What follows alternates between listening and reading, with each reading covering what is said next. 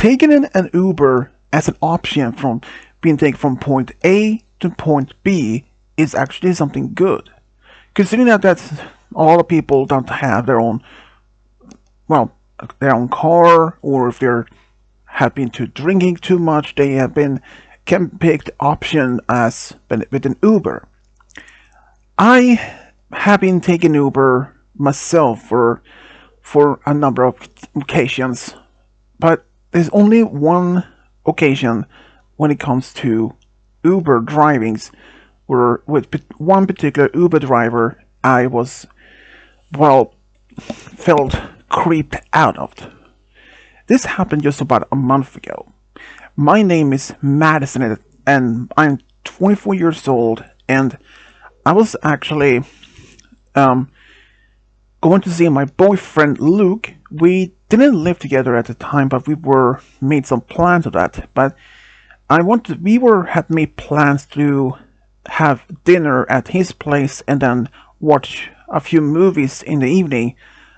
But the slight thing is, he lived across town. I do have in fact a car, but my car was in a car shop for some repairs, and I didn't have any other options to anything. I mean, my boyfriend had his own car, but he had to prepare it for the food, and so I went to an option for order a ride from Uber. The ride there was perfectly fine. The driver was a pretty pleasant guy, which I don't mind. We did actually have a decent conversation, and this was not the creepy driver I was talking about. That was later on. And he asked me just for, with me and my boyfriend are planning for our date. And I said, dinner and watch some movies. He said that he remembers how it's like to be in young love, since he has been married for a few years now himself, and he was actually in his early 30s, and he told me that he has at least 2 kids. I said, it's actually something me and my boyfriend have talked about, getting married, start a family one day. He told me that he hopes that they could eventually happen, since it seems to be a quite responsible young woman, and I actually thanked him for that. He dropped me off and paid him, and I gave him 5 stars ratings. And me and my boyfriend, we were just actually have a good time. He actually had made lasagna for us, which is overall my absolute favorite food. But overall, I really enjoyed my time with my boyfriend Luke. He and I were really just having a great time. He had even had bought some snacks for us, like popcorn, chips, and even some candy for us to watch movies. He actually had rented at least 5 movies. Some were action movies and some romance, and I actually didn't mind it. And if anyone asks what type of movies were, I don't even remember. Like I said, it was a month ago. I mean, my memory is usually good, but some details I don't pick up. After that, during the dinner, we actually just talked about our day and what our future plans had for us. I did mention what the Uber driver told me about his life, and he said that me and my boyfriend would perhaps one day settle down and start a family. And Luke said, huh, that guy really could almost see in any future. I laughed and I says, yeah, perhaps. And for the dessert, he had made a chocolate cake, a red velvet chocolate cake, and which I absolutely love. And we actually had a great time. And after we had our dessert, we went to the living room to just sit down to relax and start watching some of the movies. I I have to point out that Luke is an absolute gentleman. He is about 6'4", and he is bulky, almost like a almost like a bodybuilder type. He do some exercise and go to the gym maybe twice a week. And people maybe can be feel intimidated, almost scared about him, but he's actually just more as a big teddy bear. But he would go into protective mode if that were needed. And so far, we have been dating for about almost 4 years. And I had only seen him like this protected mode only a handful of times. But throughout the entire evening, we watched every single of the movies until maybe I fell asleep on the couch when next on his shoulder around, I think maybe 9:30 p.m. And he actually he woke me up around when it was 10 p.m. And he didn't want to wake me up after the movie was until the movie was over. And since I saw the clock was about 10 p.m. and I thought it was maybe time for me to go home, but since Luke had to work the next day, and I didn't want to keep him up too long, so I ordered an Uber he didn't want, he had also been drinking some, so he couldn't drive me, which perfectly fine to be honest. And he waited with me outside for the Uber to come up, and it took maybe just 15 minutes before the car just showed up. And I gave Luke a hug and said goodbye, and I will text him when I get home. And I saw the man of the driver in this car was in his 50s, or at least I think it's between 50 or 55 years old. And seems to be a nice guy or something.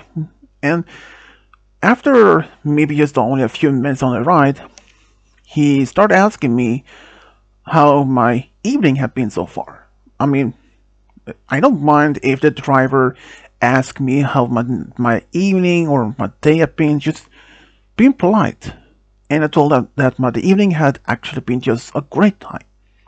I had some dinner with someone and just I watched some movies. He nodded and said that his day had also been very busy with driving tons of people across town to the even outskirts, and like, yeah, I can understand that it's a quite busy occupation to be doing this sort of job. And he's alive and said, "You have no idea. So that guy, was he your friend?" I was like, "No, that's my boyfriend." "Oh, have you guys been dating too long?" For about 4 years." "Oh, I see. So you don't live together?"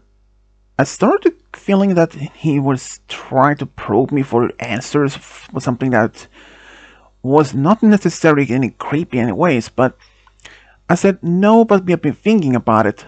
And he seems to be just going at normal questions, like just knowing the normal questions, like say how we met, how long we've been together, and what I thought about our potential future with him. And I mean, those questions weren't per se as creepy or anything. But then he started acting a little bit strange. He started asking me if I ever had tried any particular drugs like weed or cocaine, or if I drank much. I wasn't even tipsy myself. I only had a few glasses of wine or something like that. And I was like, no, I don't even smoke. And he actually claimed that he had some weed in his parking and in his car, and asked if Johnny would like to stop outside the car on the road and smoke some with him. I was like declining the offer, but I was not much a smoker, and Honestly, I didn't even like the smoking at all. And that somehow made him a little bit angry. But he tried to act calm though. Then he was quiet for a moment. But then he once again tried to ask me if I would like to smoke some weed, but perhaps go to his place for a moment, maybe to his place and smoke some weed or have some drinking. He said that he claimed that he has some of the best whiskey, some of the best wines that he has. But I told him that I was not want to be going. I just want to go home to get some sleep. But he tried to make me change my mind. And I started to change my mind about this guy. First, when he was pretty polite, but now he started acting a little bit creepy. And I actually was considering to calling my boyfriend and about this. And I actually even did notice that this driver, which is his name was Martin, actually looked in the back in the mirror, look at me for a few times, and we were at the one red light. He has actually he was going to wanted to take straight forward, but instead he actually took right. And I was like, wait, I don't live it that way. I live over there. I know, but just you go to my place, he said.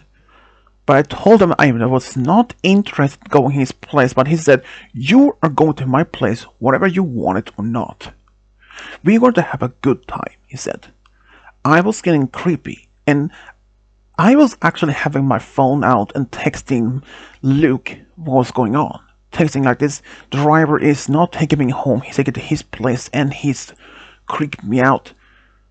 And he texted back and said I should call the police. But the thing is, if I tried, Martin, the driver, he would probably try to reach out and grab the phone and throw it out of the window or something. And I couldn't. But then I pretended I had a phone call, or at least Luke said, dial 911 and pretend that someone is calling you.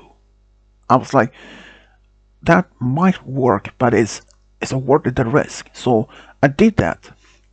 And it's like I talked to the operator who said, you call 911? Was emergency? I tried to act calmly, and this operator said, ma'am, you know that this is only for emergency, it's not for prank call? But I tried to hoping that the operator would get the hint that I need help. And luckily though, this woman realized I was in some form of situation. And the driver noticed that I was on the phone and asked, almost demanded to know who I was talking to. And I said, I just talking to a friend of mine. He wanted to talk to me with something. And he demanded that I call and hang up the call and give him the phone or turn it off completely. And the operator realized that I was in some form of danger and asked if I needed help. I said, yes, I would like to have something like that later on, I said, referring to me as my friend was asking if I wanted to have something to drink later on. And the operator said that he will send out at least she will send out at least two vehicles was in the vicinity. She wanted to know where she were, and I tried to be as sneaky as possible. Luckily though, the driver, Martin, he never actually caught up on what I was doing. And soon enough, as Martin said that we was getting near his place and I should probably hang up the phone so that we can go inside his place. Because as we then suddenly stopped and I realized we were in front of a house. And he turned off the car and was to get out when suddenly I saw two cars with blue and white colors flashing, approaching and stopped from behind and in front to block the car in. And the guy was like, did you call the police on me? Screaming at me, almost trying to grab the phone away from me. But I wanted to get out, but the car had its child protective lock on it, so it would have made it impossible for me to get out. but two officers holding pointed guns toward the man and demanding he get out. At first, he tried to figure out if he should take off, but as he never did that, one of the officers actually walked up the car, opened the car, and dragged him out, and put in handcuff. And I was released from the car, and turned out this guy was actually known for assaulting women throughout the years. And in his trunk of the car, they found duct tape, rope, and I'm assuming that he was looking for any potential new victims to assault. I was fortunately happy enough to be not one of his. But since he has been reporting to this for a number of years, he was arrested and was behind bars for at least a number of years. Luke, he actually showed up at my place shortly afterwards, after the officers drove me home. He was horrified, but at least happy to see that I was okay. He told me that we should probably thinking about moving from this place to somewhere else. I mean, I don't mind. So for next, after just a few weeks after this, me and Luke, we made plans to move out from my apartment to his house. Yeah, he was living in a small house, and I can say it was the best option. And shortly after I actually did move in with him, I actually got promoted from my work. So that actually have some extra income for both of us.